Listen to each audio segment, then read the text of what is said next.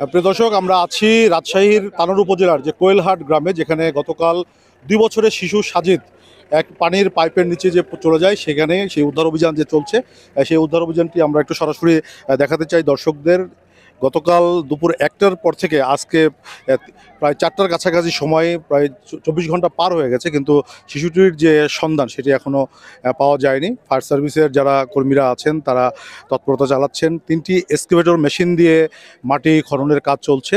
প্রথমে ফায়ার সার্ভিসের পক্ষ থেকে যেটি জানানো হয়েছিল, 40 ফিট খনন করার পরে হয়তো শিশুটিকে পাওয়া যাবে, কিন্তু তাদের যে ক্যামেরা সেটি নামিয়ে দেখা যায় যে সেই 40 ফিটের মধ্যে সেই শিশুর কোনো সন্ধান পাওয়া যায়নি। পরবর্তীতে আরও 40 ফিট খননের একটা পরিকল্পনা নেওয়া হয়েছে। উৎসুক জনতার প্রচুর ভিড় এখানে আছে। উদ্ধার অভিযান যেটি চলছে সেটিও আমরা এখানে দেখলাম। এই উদ্ধার অভিযানে অনেকে এসছেন, তারা এখানে বলছে। আমরা একটু কথা বলতে চাই এ পাশে। আমরা একটু জানতে চাই আপনার কাছ থেকে, উদ্ধার অভিযানটি কেমন দেখছেন? একদিন তো পার হয়ে গেল। ধন্যবাদ। এখানে প্রশাসন, দমকল, ফায়ার সার্ভিস এবং পুলিশের ইউনিট, তাছাড়া সাধারণ জনগণ, সাথে সংবাদকর্মী সকলে মিলে এবং এলাকাবাসী সকলে মিলে অক্লান্ত পরিশ্রম করে যাচ্ছেন আজকে 2 দিন ধরে। তো উদ্ধার কার্যক্রমের মধ্যে কোনো গাফিলাতি কিংবা কোনো অনীহা আমরা দেখতে পাইনি। সর্বোচ্চ আমাদের বাংলাদেশে যত ধরনের ফায়ার সার্ভিসের সহযোগিতা, যত ধরনের ইকুইপমেন্ট আছে, সেগুলো দিয়ে তারা চেষ্টা অব্যাহত রেখেছে। আজ 2 দিন হলো প্রায়। ধন্যবাদ আপনাকে। ওদের স্বপ্ন পূরণে পাশে থাকতে পেরে আমরা গর্বিত। আমরা যেটি বলছিলাম যে ফায়ার সার্ভিস গতকালকে থেকেই কিন্তু তাদের যে উদ্ধার প্রক্রিয়া সেটি যে শুরু করেছে, সে বিরামহীনভাবে সেই উদ্ধার তৎপরতাটি চলছে। দুপুরে আজকে ফায়ার সার্ভিসের যিনি পরিচালক operation lieutenant colonel Tajul Islam, তিনিও ঘটনাস্থলে এসেছেন। তিনি তার যে সহকর্মীরা আছেন তাদেরকে বিভিন্ন দিক নির্দেশনা দিচ্ছেন এই উদ্ধার অভিযানে।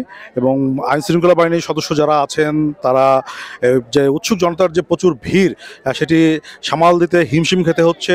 মাটি খননের যে কাজটি সেটিতেও বেগ পেতে হচ্ছে, ফলে আমরা দেখেছি যে তারা সেটিও নিয়ন্ত্রণের চেষ্টা করছেন। পাশাপাশি ফায়ার সার্ভিস শিশুটিকে উদ্ধারের জন্য সব রকমের চেষ্টা চালাচ্ছে। আমরা একটু দেখার চেষ্টা করব এখানে যে খনন প্রক্রিয়াটি চলছে।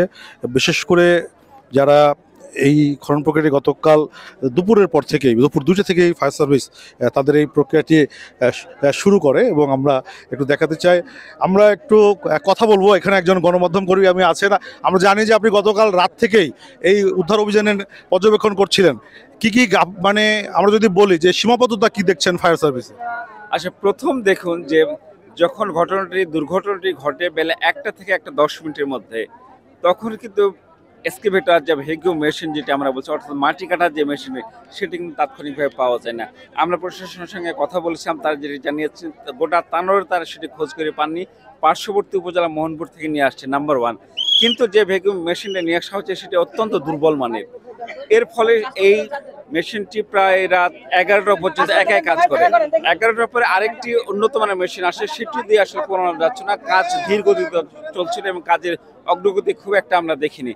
এরপর যখন জনগণের পক্ষ থেকে দাবি উঠলো এবং প্রশাসনও দেখলো এবং উদ্ধারকর্মীরাও দেখলো যে এটি দিয়ে আসলে হচ্ছে না, এরপর আরও উচ্চ ক্ষমতা সম্পন্ন, অর্থাৎ 7 নম্বর যেটি স্থানীয়ভাবে বলা হচ্ছে ভ্যাকুয়াম মেশিন, সেটি আনা হচ্ছে, এবং সেটি আনা হচ্ছে রাজশাহী সিটি কর্পোরেশন থেকে। তা আমাদের কাছে যে সব স্থানীয়রা অভিযোগ করেছেন যে প্রশাসনের এখানে তারা গাফিলতি দেখছেন, এবং যে ওয়েল ম্যানেজমেন্ট, ক্রাইসিস ম্যানেজমেন্টের যে বিষয়টি, এটি আপনার স্থানীয় প্রশাসনের মধ্যে প্রস্তুতি নেই, এবং বিশেষ করে ফায়ার সার্ভিসের যে প্রস্তুতি থাকার কথা, সক্ষমতা, কারণ তারা তো জানে আসলে যে এইরকম দুর্ঘটনার ক্ষেত্রে কি কি ইকুইপমেন্ট প্রয়োজন হবে, সেইটা আমরা আসলে দেখিনি। ধন্যবাদ আপনাকে। যেটি বলছিলেন, সাধারণ মানুষরা কিন্তু একই কথা বলছিলেন যে ফায়ার সার্ভিসের যে সক্ষমতা সেটি আজকে একটা প্রশ্নের মুখে পড়েছে। কারণ 40 ফিট খননের পরে যখন শিশুটির সন্ধান পাওয়া যায়নি, পরবর্তীতে আরও 40 ফিট খননের সিদ্ধান্ত হয়েছে। ফায়ার সার্ভিসের যে কর্মকর্তারা এখানে দায়িত্ব আছেন তারা গণমাধ্যমকে যেটুকু জানিয়েছেন যে তারা আরও 40 ফিট খনন করবেন, তারপরে তাদের যে ক্যামেরাটি আছে সেটি নামিয়ে শিশুটির অবস্থান নিশ্চিতের চেষ্টা করবেন।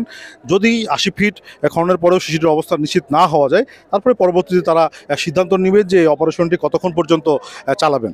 তবে আপাতত যেটুকু বলা হচ্ছে যে 40 ফিটের পরে আরও 10 ফিট, মোট 50 ফিট খননের কাজ প্রায় শেষ হয়েছে। আরও 30 ফিটের মতো খনন করতে হবে, তারপরেও হয়তো বলা যাবে যে শিশুটির প্রকৃত অবস্থান কোথায়। তো বাংলাদেশ প্রতিদিনের ডিজিটাল দর্শকদের জন্য এ ছিল আমার কাছ থেকে তানোরের উদ্ধার অভিযান নিয়ে সর্বশেষ।